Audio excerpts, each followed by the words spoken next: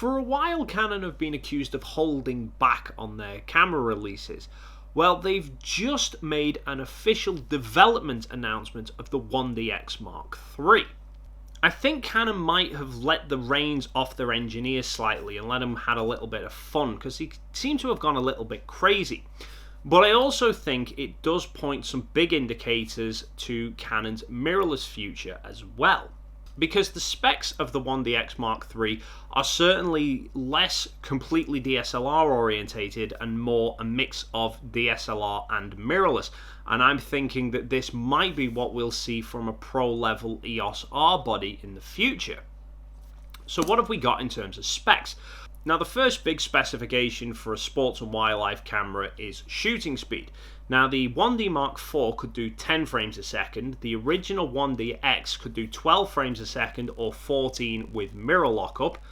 The 1DX Mark II could do 14 normally or 16 with mirror lockup. So the 1DX Mark III can do 16 normally, but no, not 18 with mirror lockup. It can actually do a full 20 frames a second in live view. And potentially important for some photographers, that is 20 frames a second in both electronic and mechanical shutter, unlike the likes of the A9 that can do 20 in electronic but only 10 in mechanical. Now, the A9 kind of circumvents that because it's got a stack sensor with such a fast read speed that the normal issues that you see from an electronic shutter it doesn't really have. Now, the big question is, have Canon got the similar sort of readout speed that you can realistically use both electronic and mechanical shutter, or have they given the 20 frames a second as an alternative to electronic because they know the electronic is going to suffer with banding a rolling shutter? And this is one of the mirrorless markers for me, the fact that they've doubled the difference between the mirror flip speed and the mirror lockup speed. It incidentally just shows as well that DSLR mirrors are a hindrance, whether you like it or not.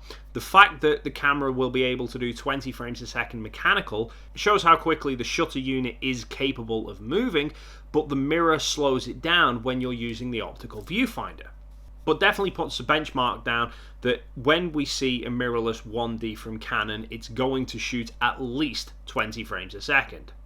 Now, the development announcement made no mention of resolution, but I don't imagine that there's going to be a particularly big change to the 20 megapixels that we see from the 1DX Mark II.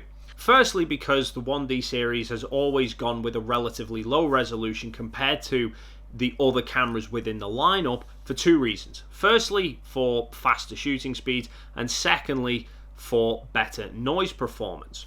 Now, I think if Canon had made some massive increase in resolution, they would have made a mention of it in the development announcement. The fact that there's no mention at all makes me think that maybe they're keeping with the same 20 megapixels and just revising the sensor from the 1DX Mark II. Another key aspect of pro sports and wildlife bodies is the autofocus. So no point rattling off 20 frames a second if all your shots are out of focus. Now, it seems like Canon are sticking with 61 autofocus points like they've had in the 1DX and the 1DX Mark II, but they're just going to improve it. Now, one of the aspects they state is when using the optical viewfinder, the camera will use a new autofocus sensor with approximately 28 times the resolution in the center of the 1DX Mark II. Now, that's not the main camera sensor, okay? We're not going from 20 megapixels up to 500 here. We're talking about the AF chip that sits down in the body of the camera. Now, the 28 times resolution over the 1DX Mark II sounds ridiculously impressive, although I didn't even know that those things had a resolution. I can find no mention of AF sensor resolutions anywhere. The only other sensor in those cameras that I knew about was the metering sensor, which, if that's what they're talking about, they're going to be going from 360,000 pixels up to a couple of million pixels. They're also improving the live view autofocus with a revised dual pixel AF system that's going to have some 525 selectable AF points. But it does lay another marker as to what we can expect to see Canon do in a future mirrorless version of the camera. Then we come on to the other key factor of fast shooting cameras, which is the buffer. It's no good like some cameras being able to do like 20 or 30 frames a second burst if they can only do it for a half a second, and then you've got to wait 3/4 of an hour for the buffer to clear. Now, when the 1DX Mark II was announced, we thought that was quite a substantial jump in buffer performance from the generation before. and the camera was fitted with a CF card slot and a C fast card slot, and that was able to do up to 170 RAW files in a burst. Well, it seems Canon are fitting the Mark III with dual CF Express cards, which are ridiculously faster than the C-Fast cards. And they're claiming that the buffer is going to be 5 times the depth of the 1DX Mark II, which, if that's true, means you'll be able to rattle off 850 RAW files before the buffer fills up. Just to put that into context, even if you were shooting at 20 frames a second without letting off the trigger, that's 42 seconds of continuous shooting. Now that's impressive, but I would argue it's completely unnecessary. I don't imagine there's many people that have outrun the buffer on the Mark II. Unless they are just bored with shooting video in the conventional method and they're trying to go with a really fast stop motion of shooting only stills, I don't see the need in a buffer depth that's quite that extreme. And talking of video, the Mark III is again going to improve over the Mark II, which kind of makes sense. It's going to have 4K at 60 frames a second, the same as the Mark II.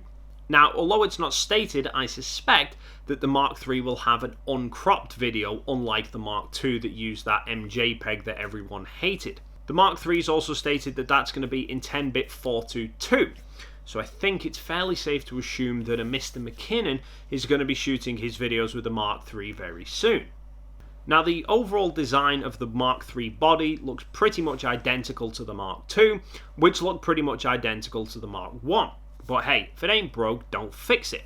The only difference in body design is surrounding the AF on button, which no longer appears to actually be a button, but now looks more like a secondary thumb joystick that's going to be linked straight into the AF system. So you'll probably no longer have to push one top button to get into your AF menu and then use the standard thumb joystick to move the AF points around. You're going to have a dedicated thumb joystick just to make those changes a little bit smoother.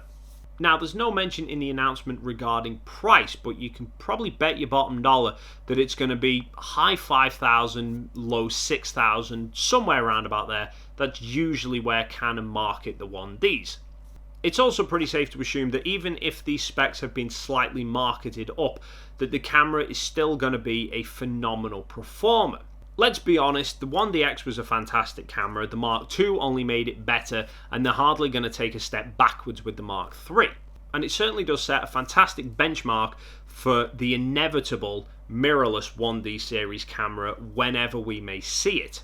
Especially because it's almost guaranteed that a mirrorless 1D camera will have not only IBIS, but also superior autofocus performance, better AF tracking, eye autofocus, and all that lovely mirrorless stuff as well. But what do you guys make of this announcement? Do you think this is Canon unleashing their true potential again? Do you think they're still holding things back? Do you think we're going to see these features in a mirrorless camera? Leave your thoughts and comments in the box down below. Thank you so much for stopping by, and hopefully I'll see you in the next video.